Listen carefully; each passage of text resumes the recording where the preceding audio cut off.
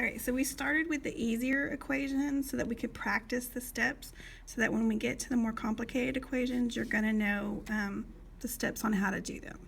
So now we're going to have equations with variables on both sides. So we're still going to divide our equation in half, circle everything that goes with your variable on both sides, and I'm going to put a box around my numbers. The sign goes with whatever it's in front of.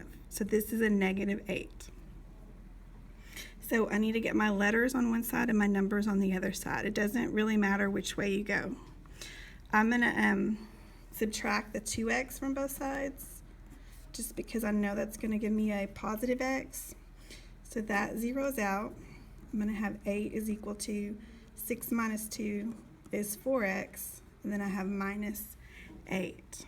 So since I have numbers and numbers, now I need to do the opposite of subtracting 8. So I'm going to add 8 to both sides. So I do that because that zeroes out. This gives me 16 is equal to 4x. And to get rid of the multiplying by 4, I do the opposite. So I'm going to divide both sides by 4. So I wind up with x equaling 4x.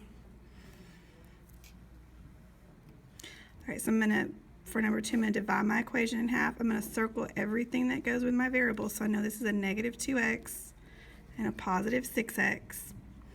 And with my numbers, this is a -10 that the sign goes with whatever it's in front of, and then a positive 14.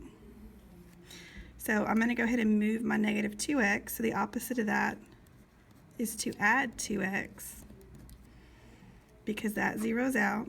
Leaves me with -10, and 6 plus 2 gives me 8x plus the 14. Now I need to get my numbers to the other side. So instead of adding 14, I do the opposite. So I subtract 14 from both sides because that zeroes out. So I have 8x is equal to -24x, or sorry, just -24. To undo multiply, I'm going to divide. So I'm going to divide both sides by 8. Because that's going to leave me with x. And -24 divided by 8 is going to give me a -3. And it doesn't matter if it's written this way or if it's written this way, they're equal. It doesn't matter which side the variable's on.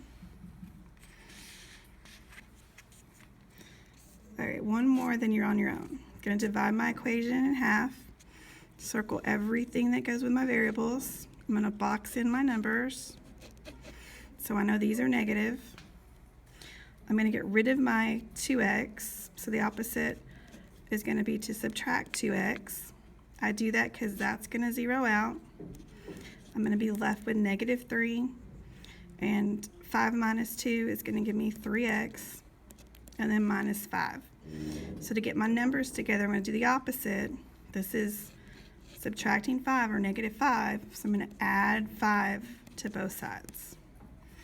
That becomes 0. And I get 3x is equal to 2. To undo this multiplying by 3, I'm going to divide both sides by 3. I do this because this divides out to give me 1, and x is equal to 2/3. You can write it either way, it doesn't matter.